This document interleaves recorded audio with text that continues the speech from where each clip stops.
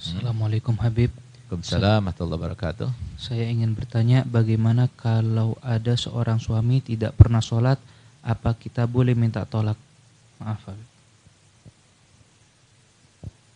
Ya, bagus pertanyaan ini ya. Jadi begini, ayu mamra'atin, Nabi SAW bersabda dalam hadisnya begini, ayu mamra'atin tolabat min zawjiha at-talaqah min ghairi ba'sin hurimat alaiha raihatul jannah. Perempuan mana saja yang meminta cerai kepada suaminya tanpa ada sebab-sebab yang diperbolehkan dalam agama, maka perempuan tersebut akan diharamkan oleh Allah SWT untuk mencium baunya surga. Baunya surga aja nggak dicium, apalagi sampai masuk surga. Nah, oleh karena itu, apa sih yang menjadi sebab-sebab seorang istri itu boleh untuk menggugat cerai suaminya? Sehingga dia itu tidak berdosa. Karena termasuk kalau istri itu mengatakan pada suaminya, ceraikan aku, pulangkan aku, dan sebagainya. Itu termasuk dosa besar. Sampai Nabi SAW mengatakan, memberikan ancaman kepada yang melakukannya, dia tidak akan mencium baunya surga aja, tidak akan mencium. Padahal baunya surga itu dicium dari perjalanan selama 500 tahun, kata Nabi Muhammad SAW. Tidak akan menciumnya. Gitu. Nah, sehingga apa? Dia katakan oleh para ulama, bahwasanya dosa yang ada ancamannya atau ada batasan hukumnya, itu termasuk dosa yang besar. Ya. Termasuk perempuan yang minta cerai kepada suaminya, itu termasuk dosa besar. Nah, akan tapi kalau seumpama ada sebab-sebab yang diperbolehkan dalam syar'i, misalnya apa? Tidak diberikan makan, tidak diberi nafkah, ya.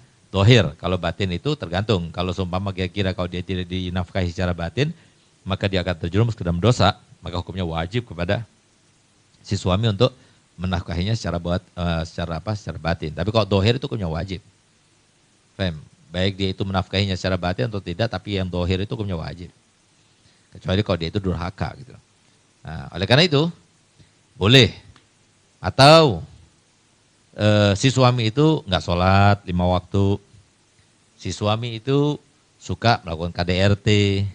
Si suami itu tidak baik kepada keluarga yang perempuan misalnya. Nah, silakan, itu sudah ada sebab untuk dia itu meminta cerai gitu ya. Nah, karena seharusnya kalau orang itu kawin ya, maka kawin dengan dirinya dan keluarganya. Artinya apa? Maksudnya orang tuanya jadi dianggap orang tua. Fem, jangan kita kawin sama anaknya, udah itu kita bawa karena mentang-mentang kita sebagai suami, sudah sah apa katanya suami, kemudian orang tuanya itu tidak berarti atau tidak dipedulikan. Nah, itu nggak boleh, itu, semacam itu gitu. Kenapa? Karena orang tua kita, sebagaimana disampaikan Nabi SAW, itu ada 3. Orang tua yang melahirkan kita, orang tua yang kita kawin dengan anaknya, kemudian yang ketiga adalah orang tua yang mengajari kita. Gitu. Itu semua orang tua, macam-macam orang tua yang harus kita bersilaturahmi kepada mereka dan kita wajib menjunjung tinggi dan menghormatinya. Gitu ya. Jadi jangan cuma kita ambil anaknya kemudian kita tidak menghormat pada mertua, itu salah. Dan itu sebabnya karena tidak memperdalam dalam ilmu agama. Jadi semua sebab-sebab kerusakan di zaman sekarang ini ya, dari mulai negara yang kurang bermartabat, kurang berdaulat ya, sulitnya kita mencari kerja, bencana demi bencana terus menimpa, itu semuanya itu karena jahlun fiddin.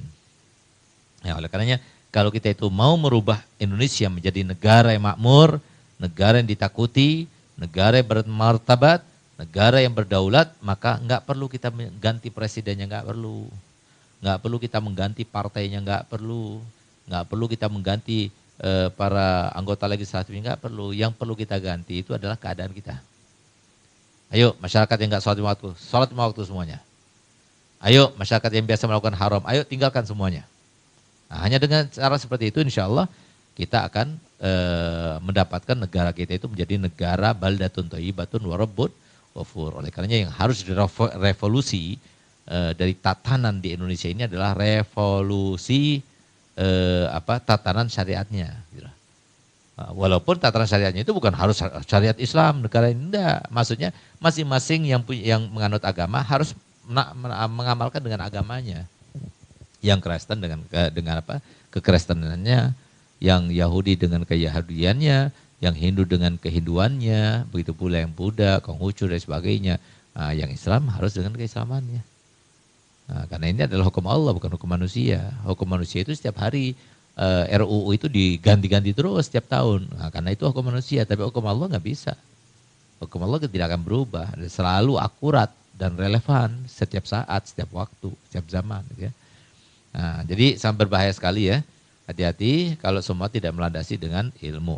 Jadi kalau seumpama sudah jatuh cerai acap kali terucap kata-kata cerai dan kata-kata talak, yang berarti itu adalah sebuah kata talak yang sorry, maka hukumnya jatuh dan tidak boleh lagi kembali kepada suami tersebut kecuali dengan akad yang baru setelah adanya muhallil. Ya. Suami yang kedua itu. Terus?